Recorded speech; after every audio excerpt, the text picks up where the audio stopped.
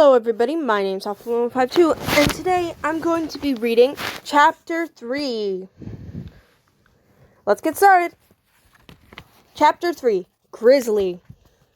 I can't believe it, Jack said with a laugh. This is so cool. I know, I want to draw everything, said Annie. I'll sketch that little bird. She pointed to a small red bird sitting on a low branch. Then she turned the page in her book and started sketching. What next? Jack eagerly looked around. A large mushroom caught his attention. He lightly held his magic pencil and began sketching. Jack outlined the graceful curves of the mushroom's cap and stem. Then his pencil moved up and down, drawing the hundreds of fan-like folds under the cap. Soon Jack held up his work. Perfect mushroom! He exclaimed. Perfect bird, said Annie. Oh, shh, there's a deer. Not far away, a deer with antlers was eating leaves off of a bush. I'll draw him, Annie whispered, and tiptoed through the forest. Jack gazed around at the giant trees. He began outlining a huge trunk. He drew deep grooves in the rusty red bark. He shaded the furrows. As Jack sketched the tree trunk, a gust of wind made the high branches sway. Jack looked up. Millions of leaves seemed to be waving at him. He stared in awe. Hi there, he said to the tree. He then grinned. Was he actually talking to a tree now? He shook his head and looked around for Annie. Where is she? Where was she? Annie and the deer were gone. Jack looked through the forest. Annie, he called. He walked around one giant trunk, then another, until he saw Annie. She was standing in a ray of misty light, slanting between the trees. Hey, said Jack. Annie turned and held her finger to her lips. Jack stepped softly towards her. Annie pointed to a hollow in one of the giant tree trunks. Whoa, said Jack, stepping back. A huge bear was asleep. The bear had shaggy brown fur and long, sharp claws. Sweet, huh? Annie whispered. Not sweet, Jack whispered back. That's a grizzly bear. Oh, okay.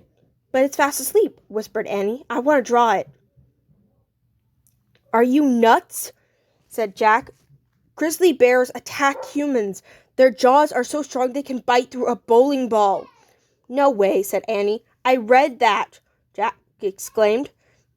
The grizzly stirred and opened its eyes. It looked at Jack and Annie. Yikes, said Annie. The grizzly huffed and hauled itself out of the hollow in the trunk. Standing on its hind legs, it looked like it was at 8 feet tall, and I read that if you run into a bear, you should stay calm. Jack whispered, act friendly, wave your arms. Annie waved both her arms. Howdy, she said. Oh, brother, thought Jack. The bear stood still and stared at them. How are you doing? Annie asked brightly. The bear went down on all fours, its head lowered, its ears back.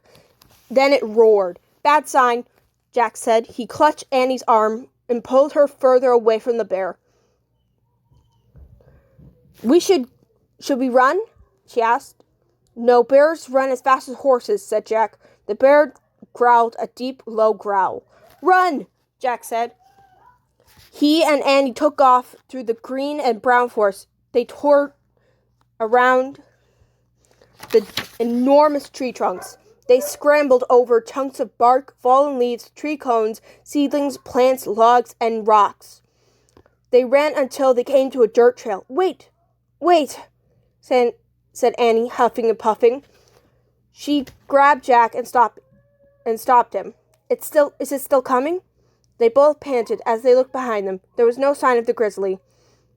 Where was it? Where is it? Said Jack. Maybe it didn't chase us, said Annie. Or maybe it's hiding, said Jack. Listen, I hear something, said Annie. Jack heavy thumping against the ground. "Come on," he said. No, wait," said Annie. "That sounds like horses." A moment later, 4 men on horseback rounded a bend in the forest trail. The horsemen rode in a line toward Jack and Annie. The first rider was an old-looking cowboy. He wore a cowboy hat and a bandana. His baggy pants were tucked into tall riding boots. He had a thick mustache and wore round glasses. The second rider was tall and thin. He had a scraggly white beard and wore a shabby overcoat and hat. The last 2 men wore blue overalls. Behind them were 2 pack mules without riders. As the group drew closer to Jack and Annie, the cowboy held up his hand. The horsemen and mules behind him came to a noisy halt. "Greetings, friends," the cowboy shouted. And that's the end of chapter 1. If you liked the video, like and subscribe, and leave a comment down below. This is Alpha 152 signing up for now. Bye-bye!